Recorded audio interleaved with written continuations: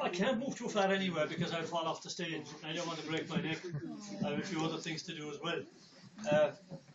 But, you know, just a bit, you know, just to give me a small bit of space, you know. All right, well, if starts to get worse, Sparsbjörg. Now, fair enough. That'll give me a bit of room, at least. Now, at least I know what I'm going. I keep you in mind, right? Fair enough. Now, I don't know what kind of stories you like. Give me an idea. Horror. Scare. What point of that? The Russian liking for horror. Is that because of the dark forests or because of Mr. Putin? Dark history. No. All right. Horror. There are plenty of horror stories in Ireland too. I have one of the CDs that is 6 Terrible Women. So, volume 1. So there are plenty space for horror in Ireland as well. And I tell you, I brought this up now. Unfortunately, I have only one copy of it left, the fairy book. And a man down there has bought it, but he kindly allowed me to bring it up here to show you. The Irish fairies, since you mentioned horror, are not like your, as I had to explain in a previous session, they're not like the Walt Disney fairies.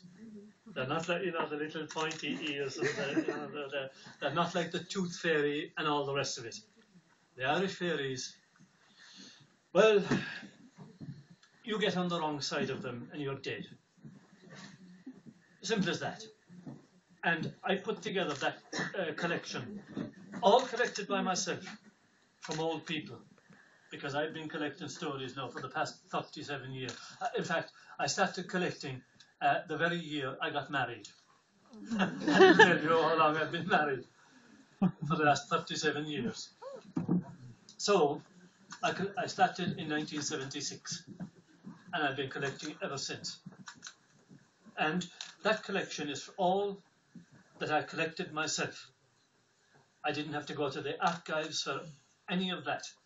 And some of the stories in that are pretty horrible by any standards. They're all fairy stories meeting the other crowd. The other crowd are the fairies. In Ireland, there are many names for the fairies, because the old people used not call them the fairies. They used to call them the Daine Ushlia, the noble people.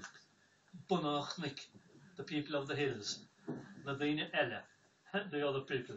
They had a lot of sideways names for them rather than calling them the fairies straight out.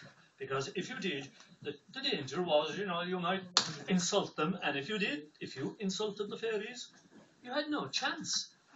Because what chance have you against people who can make themselves invisible like that? None. They can become invisible if they like, visible if they like, invisible if they don't want to. You have no chance against people like that. So now let me tell you a story about, and you consider it horrible or not. Now this isn't particularly horrible, but I believe it's a true story, and I'll tell you why I believe it. Because my mother was partly involved. Now, my mother died at the age of 49, a very young age to die. And there were 3 of us in the family, me, the eldest, my sister, the second, and my brother, who was the youngest. And my brother was only 5 years old when my mother died. And my father was a harness maker. And as you might guess, to be left with a young family at a time, 1969, my father didn't know what to do. You know, it wasn't the fashion for men to bring up families then. And a workman like him, even though he was a skilled tradesman, it was tough. But he did it. And I give him great credit. He's long dead now too. But he put 3 of us through university. That took a great man to do. But he did it. But he had one help. And It was a neighbouring woman, no relative whatsoever, but a good friend of my mother's, and she stepped in. Now, she didn't have to, but she did. And she did what she could. She was a farmer's wife. And just out of goodness, just out of common decency, she stepped in and did what she could. Now, Hannah was her name. Her surname doesn't matter, but Hannah was her name. And I never forget it for her. I couldn't forget it for her.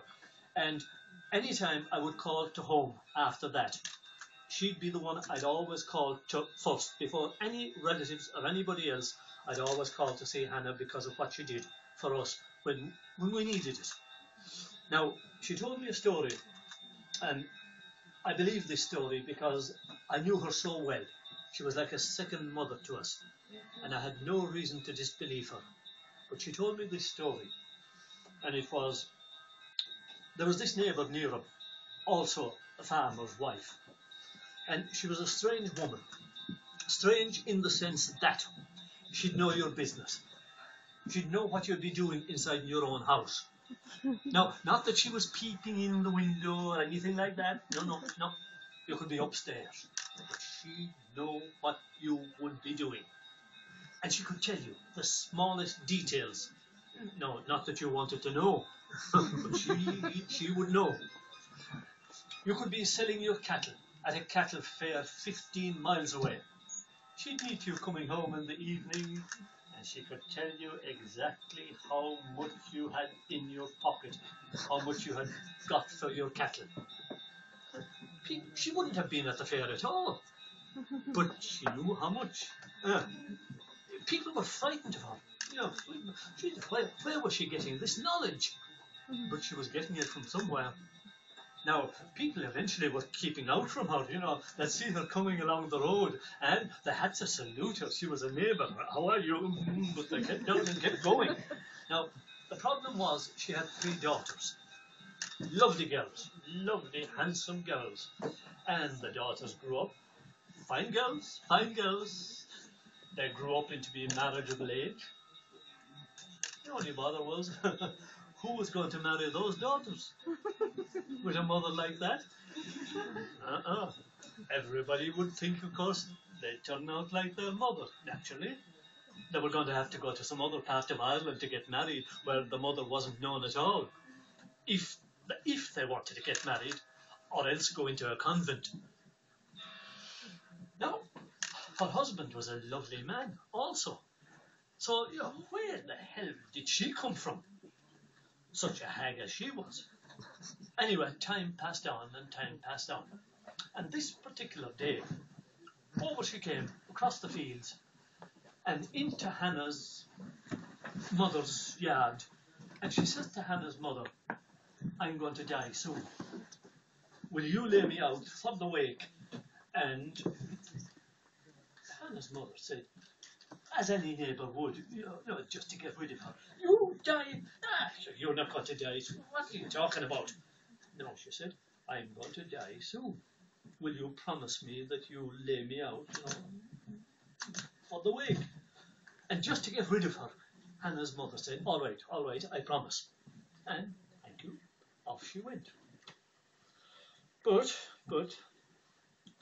5 or 6 weeks later, there was this terrible hullabaloo and noise, and this and over came the 3 daughters and into the yard, and they were an awful state of Jesus Christ, our mother is dead. And Hannah's mother said, well, you know what to do. Clean the house, tidy up, lay her out, because the neighbours, they'll be coming for the wake. No, just come over, quick. And they were in such a state that Hannah's mother said, oh, Christ, what's wrong? And over she went. Now, Hannah says, I was with her.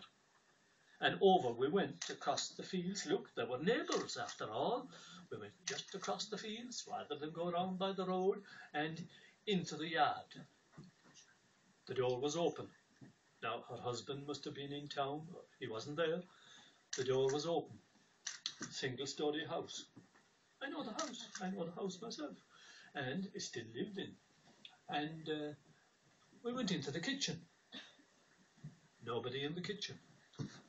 The bedroom was off the kitchen, and the bedroom door was open.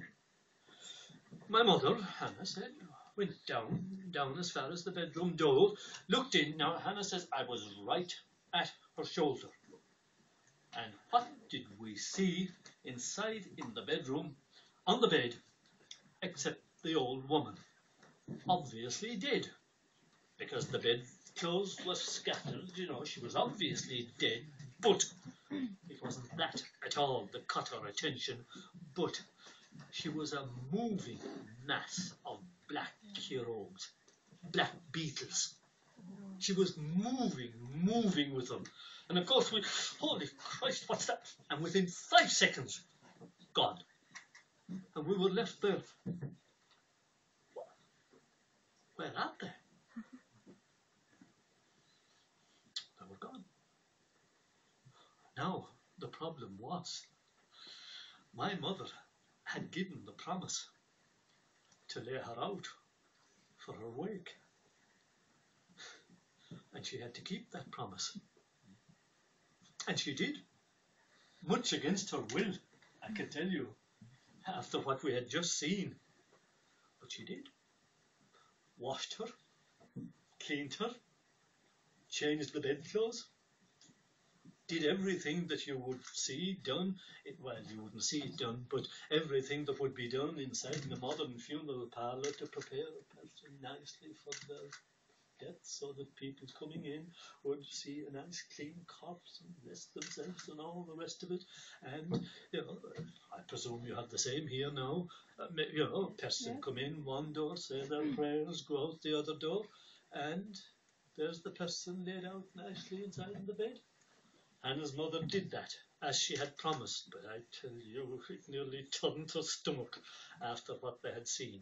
What were those black things? And the funny thing, Hannah said, was those 3 daughters kept a clean house. So she knew that there was something wrong here. This was not natural. Anyway, the wake took place. The funeral took place. Nobody else knew, because when all the neighbours came for the wake, there she was, as natural looking as if it was a normal wake. She was buried. Mass was said in due course. She was buried, and that was that. But after the Mass, when Hannah and her mother went home, and they explained it to the husband, and they talked it over, because then they began to put 2 and 2 together and began to think,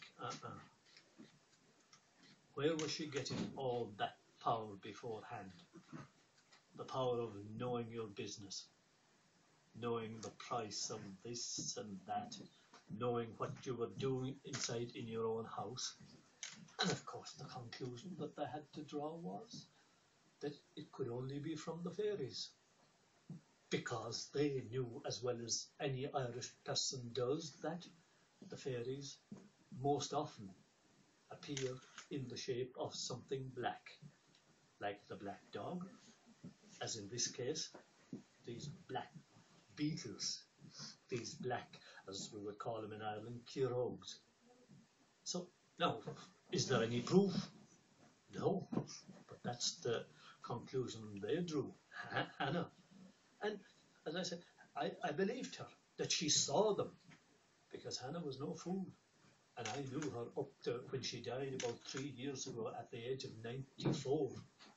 And she had all her roots right up to the end. As I say, I used to call to her every single year, out of respect for my mother, who died in 1969, which is a long time ago, and Hannah, who helped us when we most needed it. So, you know, what do you say to these kind of things? I don't laugh at them. I certainly do not. So, thank you, whoever supplied this. I take this now. Could I be helped at the back?